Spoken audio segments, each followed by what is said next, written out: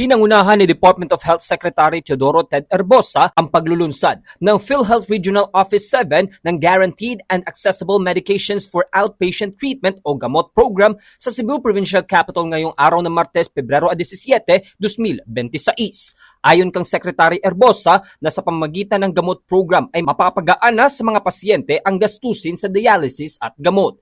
Bukod pa rito, inilunsad din ang YAKA program sa lalawigan na nakatuon sa pagpapalakas ng primary care at pagbibigay ng libreng essential, maintenance at outpatient na gamot sa mga benepisyaryo. Ayon sa PhilHealth Central Visayas, ang bawat pasyente ay maaring makinabang mula sa 20,000 pesos bawat taon para sa mga gamot na sakop ng programa, kabilang na ang mga gamot para sa diabetes, hypertension at iba pang infeksyon. Dati, ang saklaw para sa bawat sesyon ng dialysis ay 2,500 lamang, ngunit ngayon ay tumaas na ito sa 6,350 pesos bawat sesyon. Dahil dito, nagdagdag din ng mga dialysis machines sa iba't ibang mga dialysis center upang matugunan ang pagtaas ng bilang ng mga pasyente. Mahigit sa 50 ospital na sa Cebu ang kinilala ng PhilHealth kung saan maaring kumonsulta ang mga miyembro. Kapag ang isang pasyente ay nakarehistro na sa YAKA program, maaring na rin siyang agad na makinabang sa gamot program at makatanggap ng libreng gamot sa pamamagitan ng kinikilalang mga buktikan ng PhilHealth gamit ang isang ID system na katulad ng isang e-wallet. Dumala rin sa paglulunsad ang mga kinatawan ng ospital sa probinsya ng Cebu,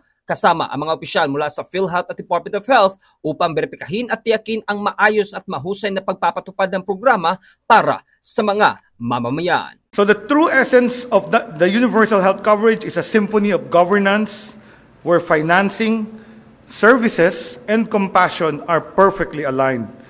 Let the word go forth from Cebu City today that we are not just talking about reforms. We are talking about delivering primary health care. We are not just dreaming of a healthier Philippines, we are building it one prescription at a time. Mula rito sa Bombo Radio Cebu, ako si Bombo Ken Apor ng Bombo Radio Philippines, the #1 and most trusted source of news and information. Basta Radio. Bombo!